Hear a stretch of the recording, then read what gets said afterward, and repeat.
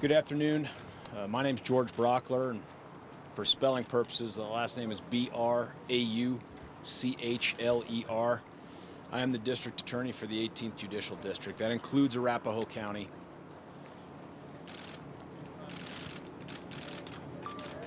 Really, this is it's a position I didn't know that I'd find myself in. I think we always knew it could happen, but I want to talk to you about two different groups of 12 people. The first are the names that you got to hear a lot about. Jonathan Blanc was 26. A.J. Boyk was 18. Jesse Childress, 29. Gordon Cowden, 51. Jessica Gowie, 24. John Larimer, 27. Matt McQuinn, 27. Michaela Medic, 23. Alex Sullivan, 27th birthday. Alexander Teves, 24. Rebecca Wingo, 34.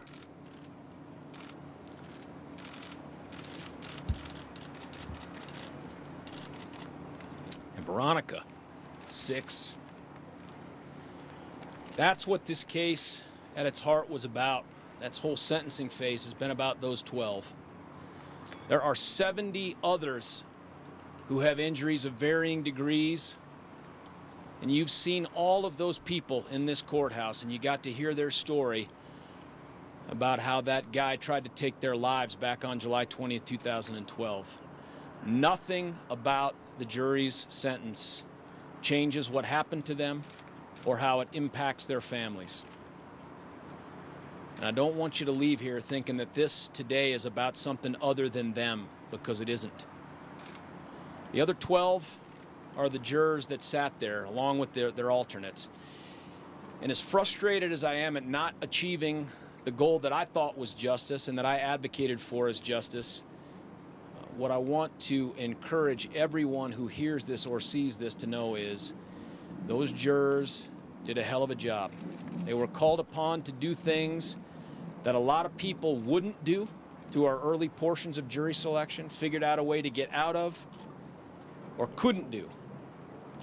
And so including the alternates, these people sat there day in and day out, and they took in all the information, all the horror that you did, but they had the added limitation of not being able to discuss it with another human being, not even each other, for the 3 months that we were in trial. And while I am disappointed at the outcome, I am not disappointed with this system, and I'm not disappointed with this process. I thought death, I still think death is justice for what that guy did, but the system said otherwise, and I honor that. I'll respect that outcome. There are a lot of people to thank for us even being able to be here and get to this point. And I'm going to let a couple other people speak after me too, people who carried a lot of weight through this process, chiefs of their organizations. But I want to start off with my team. This is a team of, and you saw them, some of the finest prosecutors you're ever going to come across. Rich Orman, Karen Pearson, Jacob Edson, and this is its own story, folks, is you got to sit down with Lisa Teach McGuire.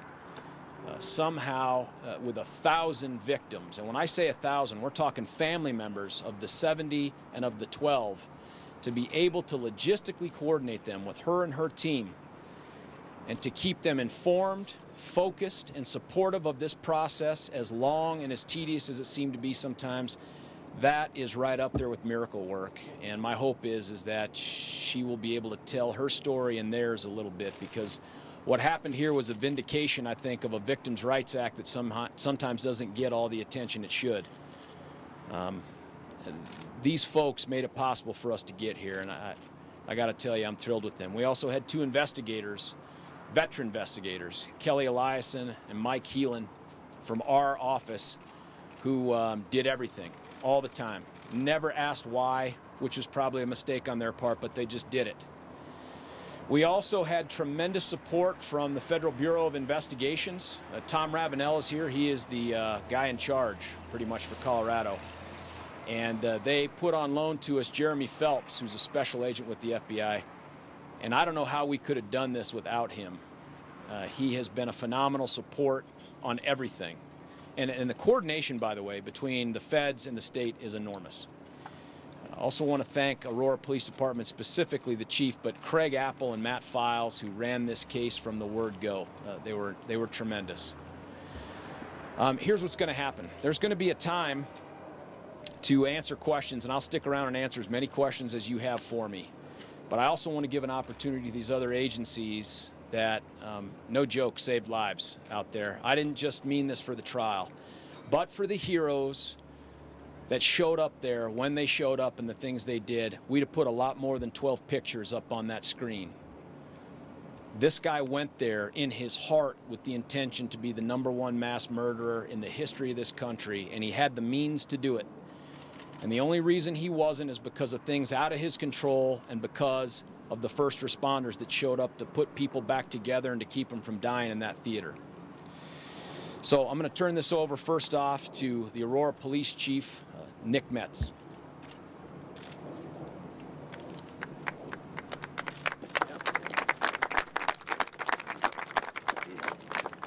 Good afternoon. My name is Nick Metz. Last name is spelled M-E-T-Z. And I am the chief of the Aurora Police Department. I recently became chief here back in March. Started the process a few months just before that. And like a lot of you, heard a lot about this case. When I went through the selection process, there was one evening where we had a meet and greet. And during that evening, I had a chance to meet a number of the families of survivors and actually some of the victims from the theater shooting. And when I went through that process, I really wasn't sure if Aurora was going to be the place for me. And it was those folks who have been involved in this ordeal over these last 3 years that actually turned it around for me. Because I saw such strength, I saw such resolute, I saw such incredible passion for not only wanting to see justice, but for such passion for this city of Aurora, a city that is strong, a city that has committed itself to sticking together. I come from a region that has had its share of mass shootings. Nothing to this degree. But I can totally understand the frustration and the hurt and the pain that folks are going through today. I've had the honor and privilege of working with some of the most incredible law enforcement officers that in this country. Officers who on that night went in, not thinking about their own safety, but the safety of others and making sure that they saved as many lives as possible. They did an incredible job. And even though I wasn't here during that time, I'm incredibly proud of these officers and for the work that they do. What I've seen also in these last few months is the relationships that have been built between the officers who responded that night and many of the families and victims from the shooting. They have built incredible bonds, they've built incredible friendships, and for many of them, they've actually become families. And to see that outpouring of affection and to see them coming together as one has just been incredible to see. I think the one thing that we need to really think about today is this. I hear a lot of folks say that, well, the decision's been made, now the families can put closure. Folks, there will never be closure for these families and for these victims. They will carry the scars, they will carry the pain, emotionally and physically, for the rest of their lives. But the one thing that I want to make sure that these families know is that the Aurora Police Department, the Aurora Fire Department, the City of Aurora, the officers, the firefighters, we're here to help in that healing for them. In whatever way we can to help them move forward, we're going to help them move forward. But please don't ever say there'll be closure, because there's not going to be. I also want to give a special shout out to the Aurora Fire Department. The fire department came in as the professionals that they are, worked real close with the police department, saved many, many lives that evening. And they too have felt the pain of this burden over the last several years. And we can't forget our 911 dispatchers, the ones who took those initial 911 calls, the ones who were the lifelines to those victims who were in the theater, the lifelines to our officers who were responding. They did an incredible job as well. And I also want to thank the FBI, the ATF, and the many other local and federal law enforcement agencies who assisted. Believe it or not, there were over 50 law enforcement agencies who took part in this investigation, not only in the first responder role, but also in the investigation that came after. I also think we need to thank Sheriff Dave Walcher of the Arapahoe County Sheriff's Office and his folks who painstakingly and with a great deal of professionalism assured everybody's security, including yourselves, as this trial went on over these last several months. I know that George and I both have had an opportunity to be in contact with Chief Dan Oates, who's now in the Miami Police Department. He was an incredible leader during the initial stages of this event, and I know that he feels very strongly and very hopeful for the families as they move forward. And finally, I need to thank George. We came out of some meetings where George felt real bad, felt somehow or another responsible for the outcome. And I think I share in everybody's sentiments that not only you, but the incredible team that you assembled just did an incredible job of taking a case, a very difficult case, and moving it forward. I couldn't be prouder to work with you. I couldn't be prouder to be working with your team. You've done an incredible job, and all I can say is well done.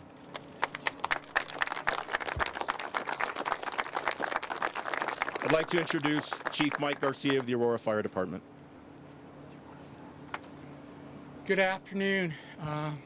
Mike Garcia, Aurora Fire Chief, GARCIA.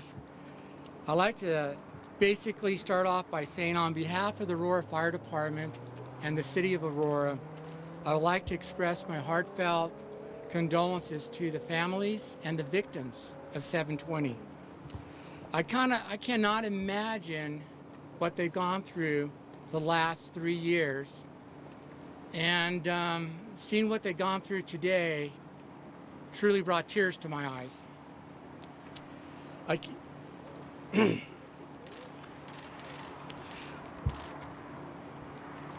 One day I hope that you do find peace, and I agree with Chief Metz that there's never going to be closure, but hopefully you will find peace one day.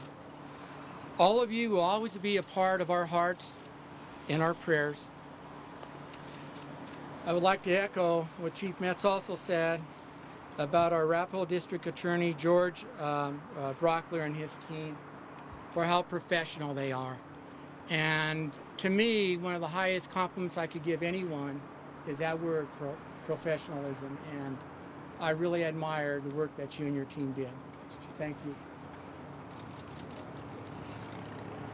And in closing, a message to the firefighters, dispatchers, police officers, and other first responders of that tragic night.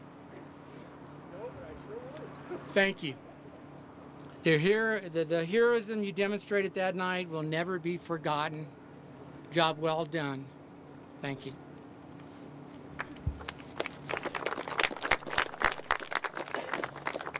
A couple quick things, especially when you come to the end of this. You forget to thank a couple people. There's 2 paralegals we had that were with us through this, and the stories behind them are incredible too. They did so much together. We combined their names. I don't want to use their last names.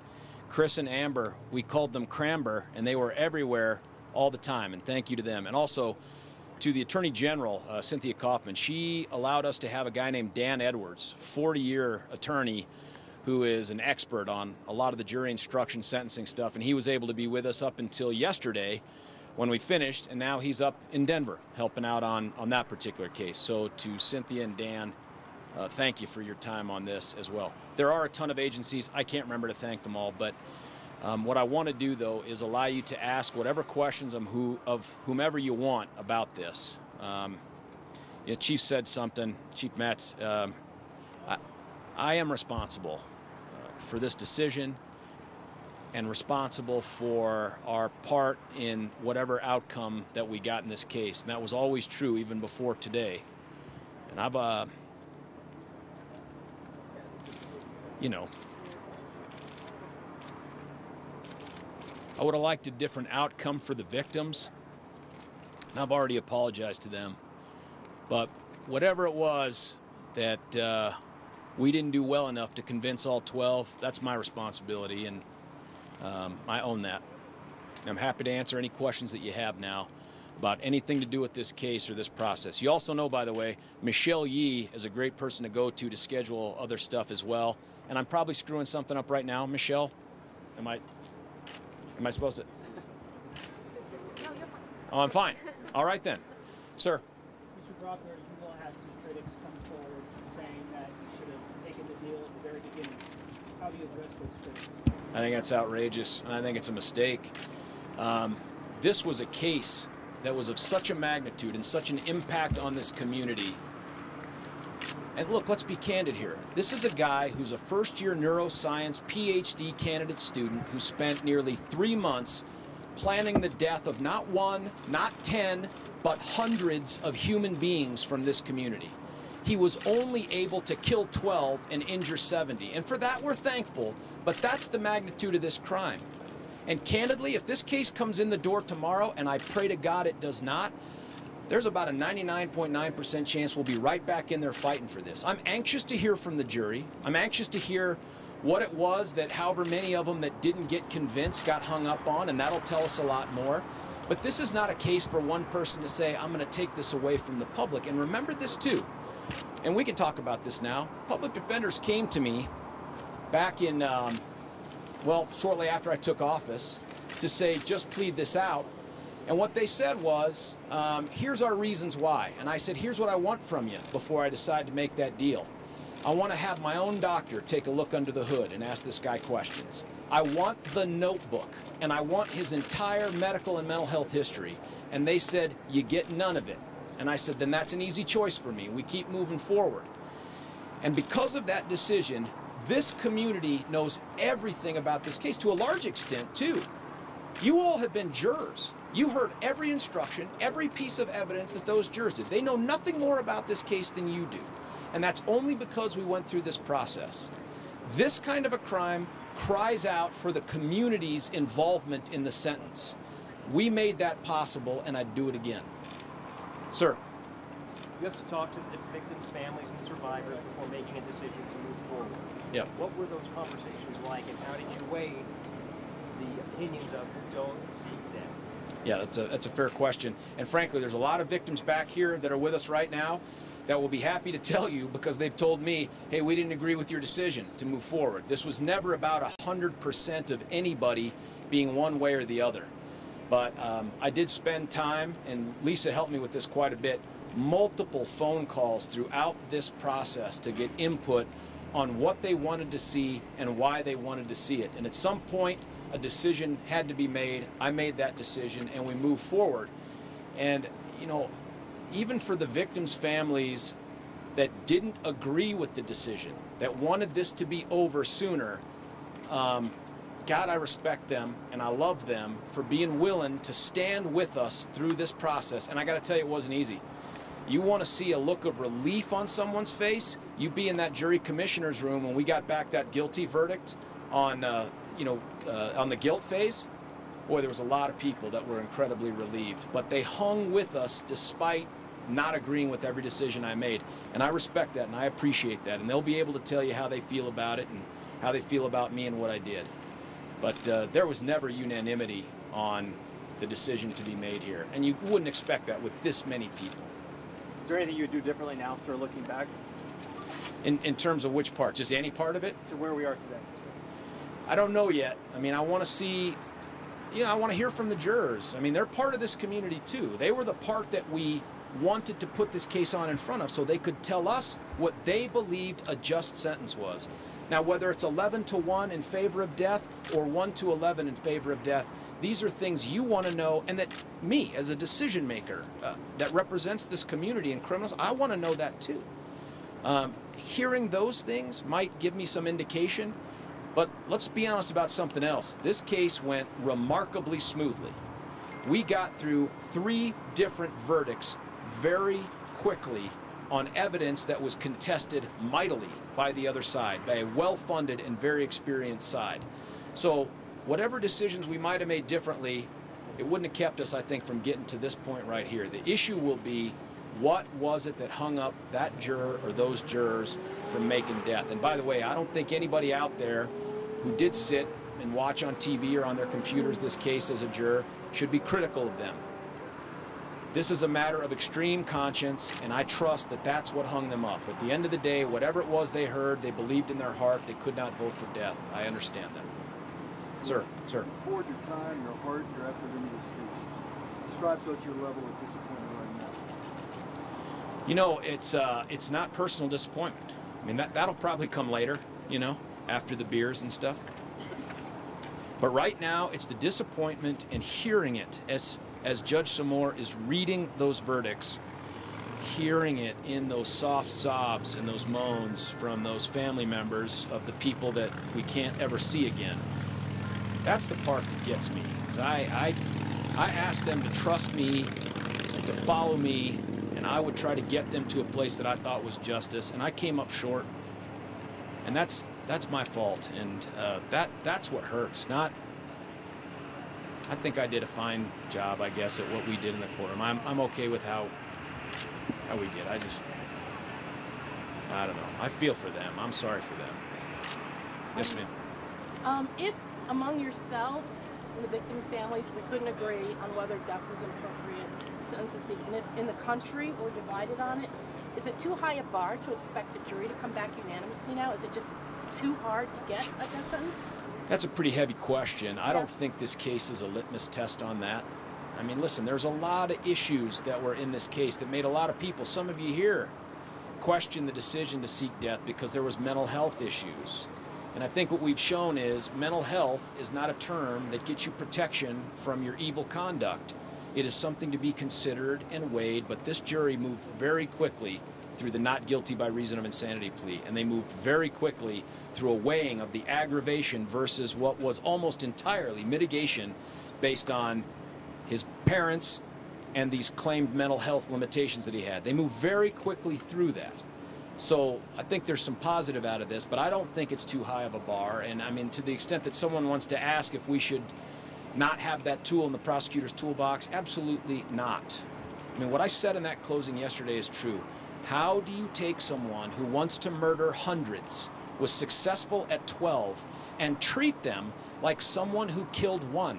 How is that justice on any part of this state or in any part of this country? That is not justice. But this is a decision for the community. The jury made that decision. I will respect and live with that decision. How important do you think the mental health component was to the decision the jury made? Well, again, we don't know. And you know what's confounding about it is how, I'll tell you, the part that I was most nervous for was this second phase with the aggravation against the mitigation. And they moved quickly through it. And so I don't know how much it hung them up or how much it showed up in this third phase where it was finally that decision. I don't have any more phases to look to. If I'm going to vote death or life, it's got to be right now. I don't know the answer. I imagine it played a role. But here's the other thing. Who in their right mind would conceive of murdering hundreds of people and then go out and try to carry it out, especially after all this detailed planning? That in and of itself invites some discussion of mental health. But if our answer is anyone that would do something like this could never be eligible for death, is that the standard we want for the community? Is that the standard we want? If you can think of a crime big enough, evil enough, heinous enough, well, then we're going to give you life in prison. That doesn't make any sense to me. Sir? George, we all know a lot more detail about this than we did at the beginning. You've been dealing with the facts of this for so long. You know things that weren't admitted in the court.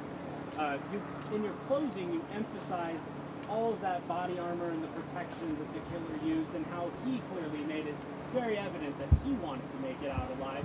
Do you feel, as you sort of intimated to the jury, like he got what he wanted out of this, and how do you reconcile that? I don't think there's any doubt he got what he wanted. And this stuff that you heard during the trial, this is me now going off, this stuff you heard during the trial about him being long-term suicidal and all that, there is no evidence of that at all. The first time he feels bad enough to use the word suicidal are after he's in custody, and not even on the 24th with Dr. Woodcock, later than that, when he's being seen by others. There are jail logs that make it clear that he is denying feeling suicidal or depressed for a long time after. Did he get what he wants? Yeah, obviously he got what he wanted. I don't know. George, Robert Sullivan was up here a few minutes ago, and he feels that there may have been an infiltrator on the jury, somebody who went through the whole process just for the purpose of stymieing the death sentence. Do you have any thoughts on that? Any indication of that? Look, that is not where my head is in terms of trying to figure out if somehow justice was thwarted by someone who had a nefarious motive. I don't believe that. I think that, listen, you saw the process for jury selection. It was months long. We weeded out a ton of this community by asking them not only what's your position on the death penalty, which is already something that knocks out a bunch of people, but we said, who can give up 5 months of their life to come to this courthouse every day and sit through this horror? As you might imagine, there aren't a lot of people that fit that bill, and yet we found enough to put together a dang good jury. I just think at the end of the day, whoever it was, one or more, that this was a matter of conscience, and whether it was the mental health issues or something else, they could not, in their conscience, vote for death on these facts. And whether that's something that was a failure of mine in jury selection or a failure of mine in trying to convince them, I own that. I mean, it is what it is. I can't change it now. Yes, ma'am. Earlier today, the jury asked for a copy of the scene, Yeah, flashback right. on the crime, and you had made it very apparent that that's what the decision needed to be about, was what happened in that theater. When the jury asked for that and they got what they wanted, and the person was watching it one more time, did you ever think the verdict might be in your favor in terms of what you wanted, knowing that they wanted to see that? Well, look, you know, and any attorney that's out here will tell you, trying to figure out what jurors are thinking by their questions and what they ask for, you can make yourself cuckoo for Cocoa Puffs over that. But, you know, you'll remember at the end of phase 2, I said, if this is even a close call for you in weighing the aggravation and mitigation, go back and look at that crime scene video one more time. My guess is that's exactly what they did. Best guess, there was one or more jurors that were on the fence or opposed to moving forward with death, and they said, listen, before you cement your position, just one more time, let's take a look at what this case was really about, and they did it. And I respect them for doing it. George, Yes, ma'am. could you talk a little bit more about the offer and whether it was disingenuous, and maybe some of the details? No, I don't think it was disingenuous at all. I think they did what they thought they needed to do. I was disappointed that they went and put it in a public pleading that they didn't seek to be suppressed, which was clearly a tactical decision on their part. But, you know, at the end of the day, that's what they do. If there's a potential capital punishment case, they show up and offer life on these things. And that's how it went down. But that wasn't something that you, given the circumstances, were going to accept. Listen, I told them when they came to me and they made their pitch, I said to them, I am open-minded on this issue, but I need to have certain information so that when I make this decision and members of the community that I serve ask, why did you do this? I can say, this is why I did this. And they said, no, we're not giving you that. We're giving you this little bit of information and you make the decision. No, thank you. No, thank you. Something else that I did that you may be interested in terms of this wasn't a decision I just made in a vacuum. It wasn't just us. You know, I came into this office, I didn't have capital, you know, experience. This was such a big case. We convened. I invited all the prosecutors across the state that had capital experience, capital litigation experience. And we sat in a room in our office and went through Dr. Metzner's report after it came out. I think, did the public defenders come and pitch us at that meeting too? And even invited the public defenders to come pitch us on that, and we sat around for hours talking about this case. What were their thoughts? What was the good? What was the bad? What were the hurdles, the challenges? And got all their opinions. This wasn't a decision I just woke up or got elected and said, let's go get death. It was never, ever like that.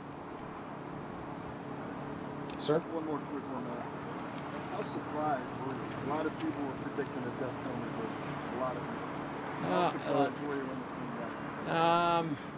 back? I don't think I'd use the word surprised. I mean, you might not be surprised at all, but we have optimists on our team and we have pessimists on our team.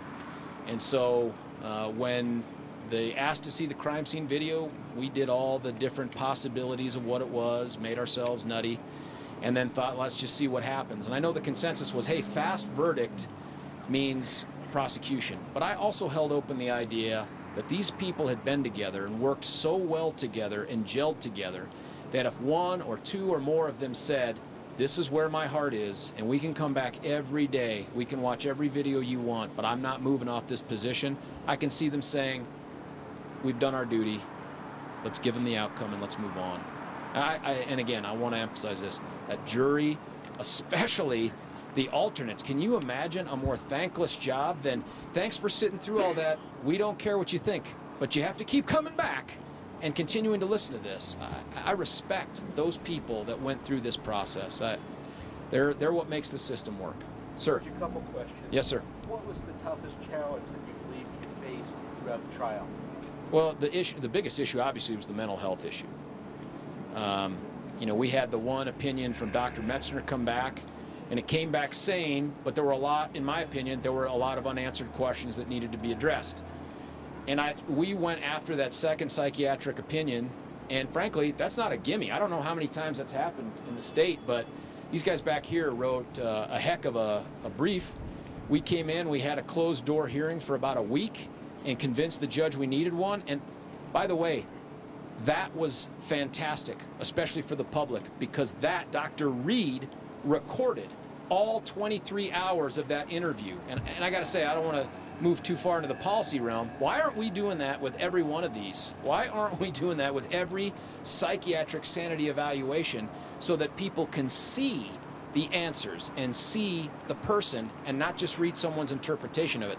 That was a big difference maker, I think. And when we talk to the jury, I think they'll say that that was impactful for them too. So that was probably the biggest hurdle. What was, when you heard the actual verdict from the judge, what was the first thought that came to mind? The sounds behind me. That's the first thing that I thought of. And I just thought, you know, you can take failure for yourself far better than you can take it for others. And that's what I felt like it is. I failed for others. And, you know. 2 more questions, guys. That's Michelle taking charge. Hey, Max. Doctor. Thank you. Sorry. Hey, I've got an opinion on the reporting insanity thing. We can talk about that. Sure, on TV. In Dr. Metzner's evaluation report that was not admitted into evidence, was there an opinion that he made on whether or not the shooter was competent to be executed? So no, nothing like that. No. In fact, that's not what he was asked to do. You know, as the initial evaluator, he's asked to determine competency to stand trial, sanity, and look at any mitigation, and he did all those things. He did all those things, but nothing on the competency to be executed. And frankly, he was. I mean, right now. Ma'am. Yeah, while we were going through this process, there were 2 other theater shootings very close together involving people with presumably mental issues. So I was curious as to what your thoughts were, what it was like to be going through this case while there were other cases, and whether you thought maybe there was a copycat effect. Yeah, I hope that's not the case. I mean, those people too have had to suffer as well. But my instant reaction was, look, is this going to have an impact on our jury? And if so, how? And 2, how different those cases were than ours. I mean, those guys didn't live, right? And there's a reason they didn't live. They didn't spend weeks trying to up-armor themselves to make sure they survived the event. And that makes this particular mass murderer unique. That's why we don't have trials like this, because the folks that are really driven by mental illness don't think like this guy. That's my opinion. Thank you. Sure. There you go. I'm sorry? Oh yeah, the victims too. The victims are here. They want to talk. I want to stick around for them too to hear what they have to say. Who wants to go first? Chris Larimer. Oh yeah, thank you. Let's get rained on.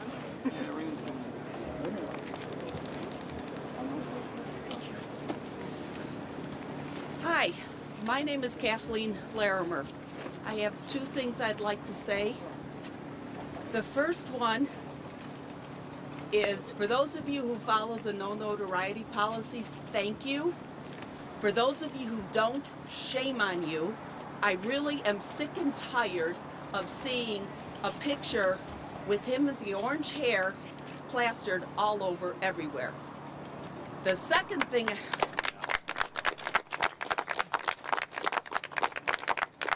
The second thing I would like to say is, for those of you who have been in court every day, you recognize me because you know that I have been in court every single day since April 27th. I could not have been in court every single day without the victims' advocates. It just wouldn't have been possible. What they argued for ahead of time to put in place for this trial, to make it possible to sit through the trial, what they did during the times where there were breaks in the trial, that's the only thing it made possible. So I thank them for all of their help, because I'm serious when I say I could never have sat through court for all those days without their help. Thank you.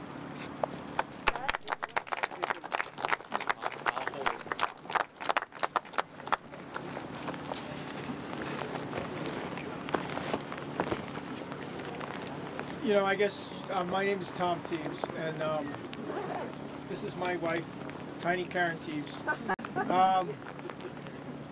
George put me up to it.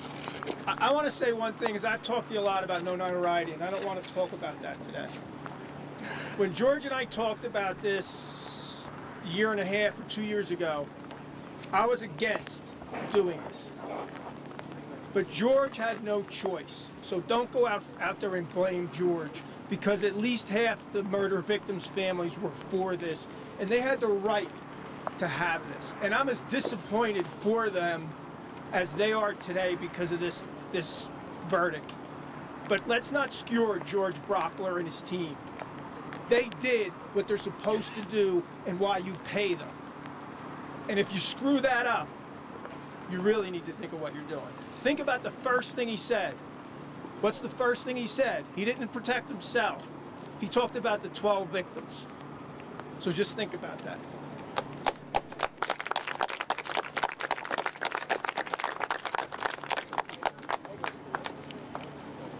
I prepared a statement this time because I knew this day was coming. I'll never be able to say thank you enough to all the first responders and others who saved the lives of Alex's friends and co-workers in the early hours of July 20th, 2012. Nor can I express how thankful I am for how they treated Alex with such respect until he was returned to us. I'll never forget the support that was given to me and my family in the months and now years since that day by all of the staff of the City of Aurora, the Aurora Police and Fire Departments, and Carol O'Shea and her staff of the Victim Advocates. The people of our community here in Arapahoe County and Aurora, who come up to us on a daily basis and continue to show us such compassion and understanding that strengthen us to move forward, I thank you. Lastly, I don't have the verbal skills adequately to convey my appreciation to every single person that was involved in bringing this trial to an end.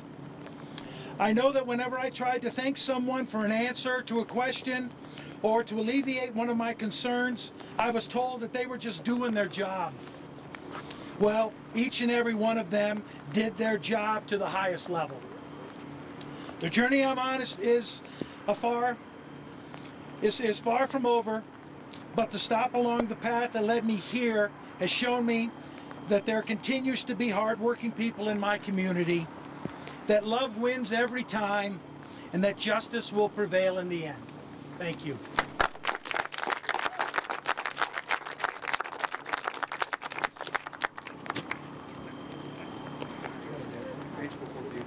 Okay.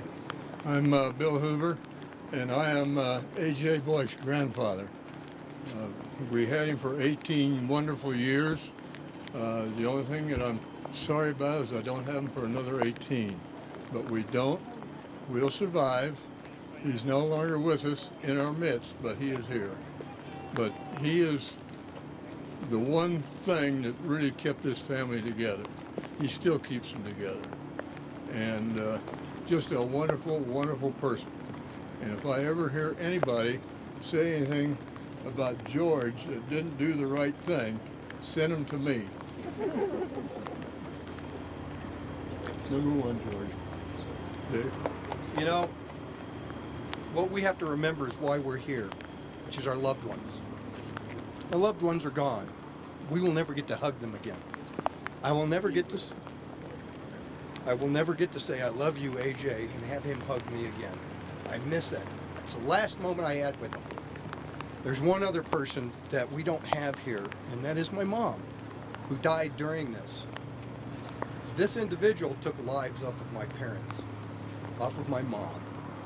She is now with AJ. What we have to remember is we could not have gotten through any of this without the kind words, the love and support of everybody, and not just our friends, and not now our friends, and our family standing here together.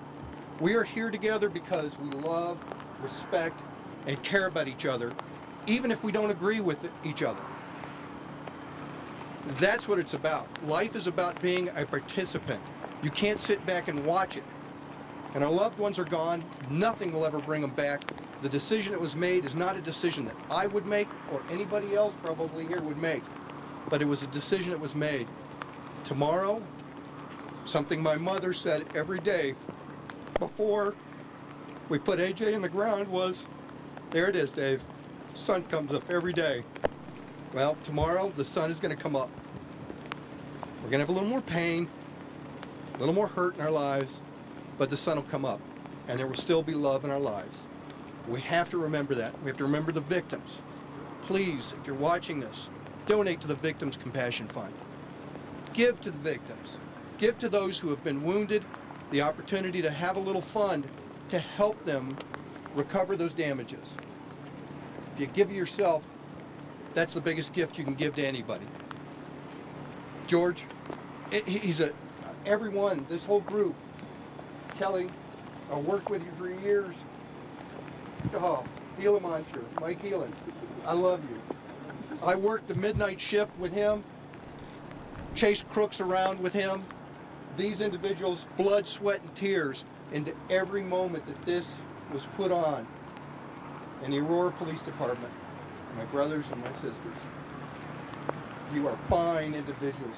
I love every one of you. You know, I will walk through fire. I would walk into the jaws of death with each and every one of you, because that's what you did that night. Even though you couldn't bring AJ out, you brought others out.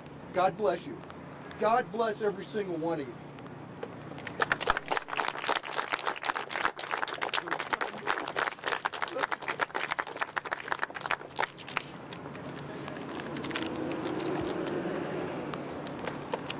Well, we're Sandy and Lonnie Phillips. Most of you know us. We've been here every day but one during the trial. And we have said from the beginning that we didn't care what the verdict was at the end, whether he got life or death. And that still remains true. But I'm really glad we went through this process. I'm really thankful for the leadership of George Brockler. Hope he becomes a Democrat so I can support him in the future. It's been a long-standing joke through this. But I'm very sorry for the families who are in wheelchairs, who will never have their full life back. We've lost loved ones. No, we didn't lose loved ones. Our loved ones were ripped from us, and they were slaughtered in that movie theater. But the jury chose another way, and we have to accept that. But today what was hard for me was accepting it for the others, those who are wounded and living with pain every single day, physical pain. Karen Teeve said on the stand that she had no idea that grief could take on physical pain as well, and it does. Our lives are forever altered. And the thought that this monster gets to have visitation with his parents and gets to receive mail and pictures of his very strange girlfriends is very hard to accept. But that is what is. And all we can do as a group, as a family, as Dave eloquently said a while ago, is continue to support and love each other as we have through this whole process. And my hashtag is Love Wins, and love does indeed win, because we will be there for each other through thick or thin, right or wrong, for the rest of our lives. So those of you who have been here through this whole thing, we thank you again for the respect that you have shown all of us, the friendship you have given us that we dearly treasure now. And we look forward to those continued relationships. Thank you.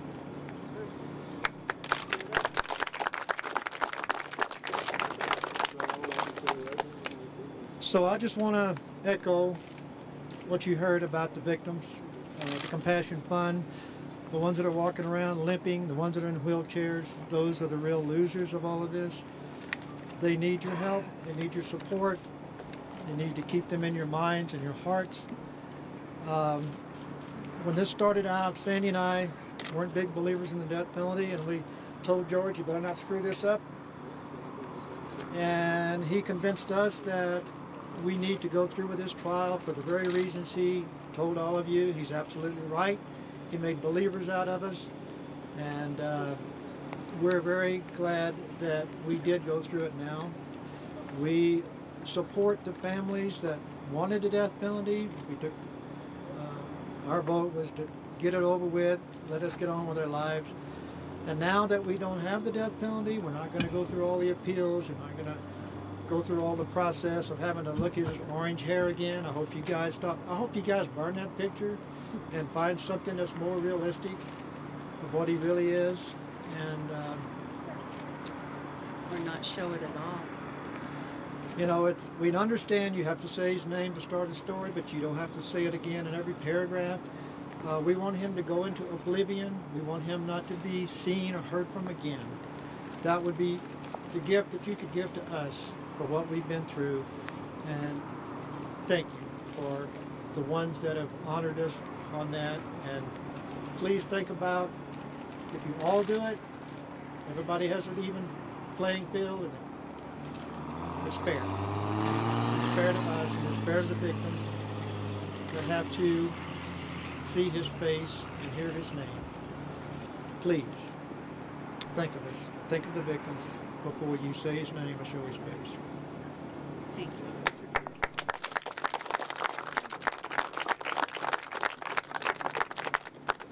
I'd like to say something. My name is Rich Orman. I'm one of the DAs who prosecuted this case, and I want to talk about my boss, George Brockler.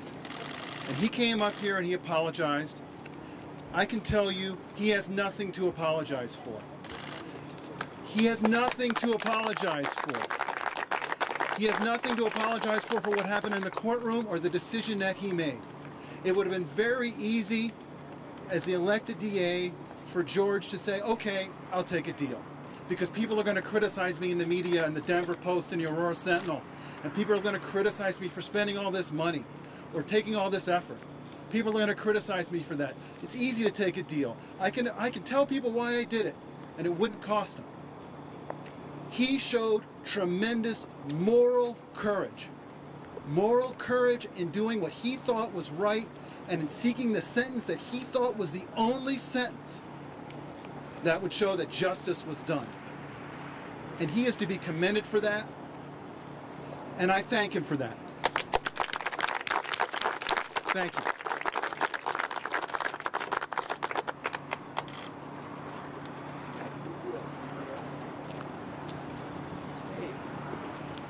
Anybody else? You guys have questions for anybody else?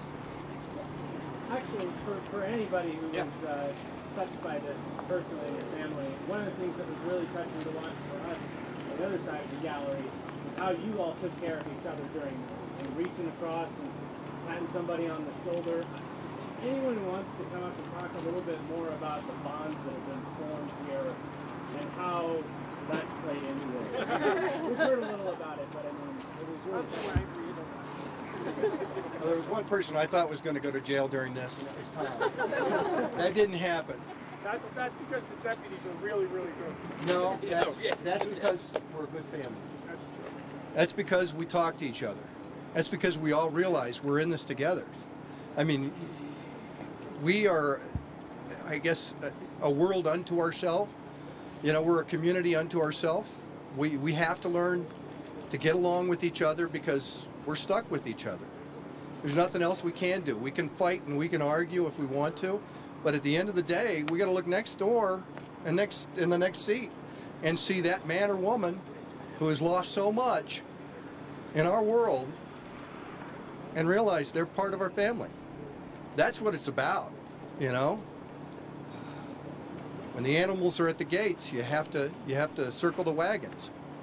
And you do that by sharing the strength and love, and when somebody falters, the other one picks them up. And when you're weak, somebody else picks you up. That's the way it is. That's the way the world works. We have to get along, you know? I mean, I hate to sound like John Lennon, but it's true. It's true. At the end of the day, our world is about getting along and weeding out these individuals that mean us harm and doing it in a responsible way. That's what happened here. We tried. My verdict would have been death because he has no value left in this world. He gets to hug his mom and dad. He gets to correspond. We don't get that. We've lost that. But that's the system. But going through this, every one of us, we got each other, you know? We'll always have each other, no matter what. And all I got to do is call and we're around.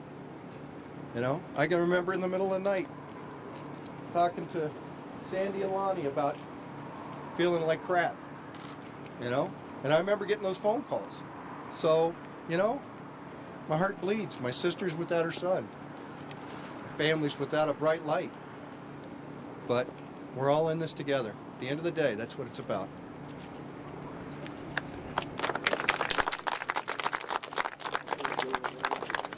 Hi, my name is Lisa Tish McGuire. I'm one of the prosecutors on this case, and I also would like to praise my district attorney for a different reason, and that's because both the prior elected district attorney, Carol Chambers, and George Brockler had the vision to decide that victims deserve to have their rights protected throughout this trial, and they had the vision to decide that they needed to hire a victims' rights attorney to protect the rights of crime victims. And I charged the community is to make sure that we continue to enforce victims' rights just as vigorously as we enforce defendants' rights. Sadly, as these tragedies continue in our community, it's my charge to government officials to make sure that we put money into the enforcement of victims' rights, and we continue to put money into victim compensation funds and to support victims throughout the criminal justice process, because generally it's oftentimes more victimization in the criminal justice process than from the actual crime itself.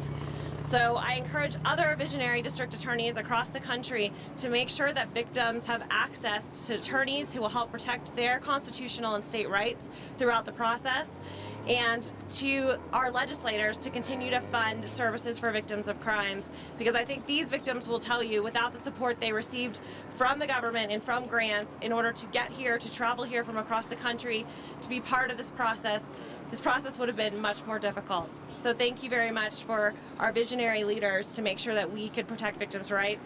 And to our victims, who honestly, the only reason we could do this case and want to fight as hard as we could was, number one, because we thought the community deserved the prosecution of this case, and number two, because we wanted to honor and protect the rights of our crime victims. So thank you very much, and just remember that liberty and justice for all includes justice for victims. Well, you should be easy with this. Robert and Sue Sullivan were Veronica's grandparents, as you see on the pin. You know, we always knew that this was a possibility, but, you know, I had talked to George a couple days ago with the possibility of what we would consider a plant, an infiltrator into the jury.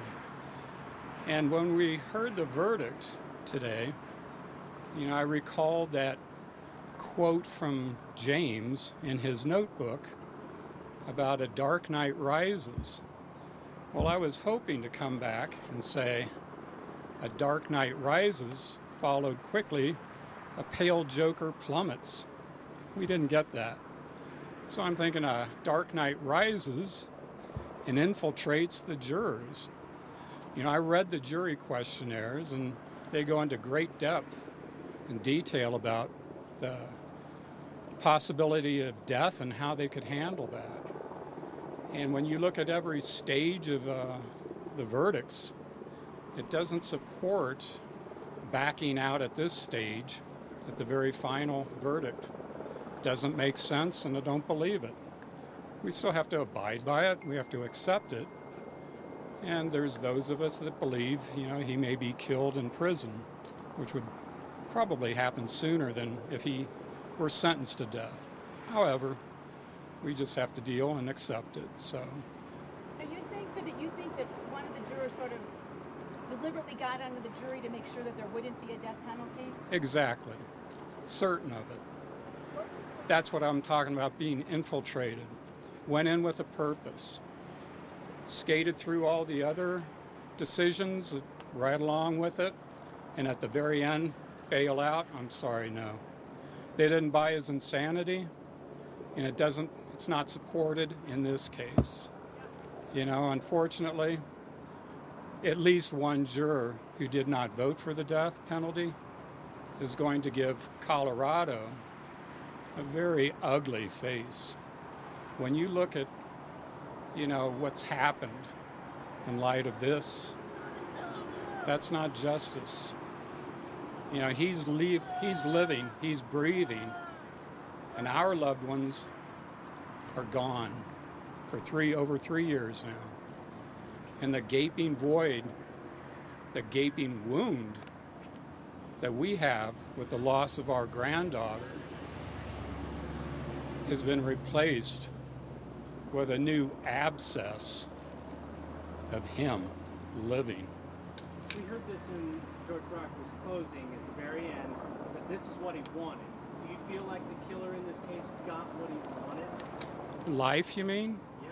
I think he probably would have preferred the mental institution, which, to my way of thinking, I know a lot of the other families felt, you know, they were really afraid that he would get that. And my feeling was he could easily be killed by another inmate in there, but he would, you know, eventually get out. Open season on him there. So, you know, I think he would have preferred a mental institution, but he'll take life over death any day, I'm sure. But the thing is, you know, he's got to keep this in his memory and how he deals with it. I had wondered even in the interim if he would commit suicide, but I don't think he has the guts. I don't think he has the fortitude to do it. As we saw when he armored himself up, you know, so there it is. Have you heard whether it's one juror that... No, we haven't heard, but I know George wants to find out for sure, and you know, I asked him if they were going to keep the victims updated. If they find out information, they will never, you know, betray and give the name, but whatever information they can find out, whether it's one or more, you know, they'll convey to us. So.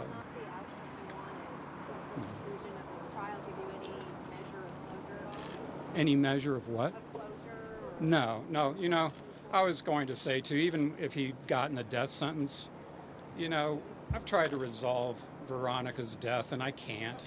You know, there's just something with that, the loss that, like I said, it was the gaping wound, okay?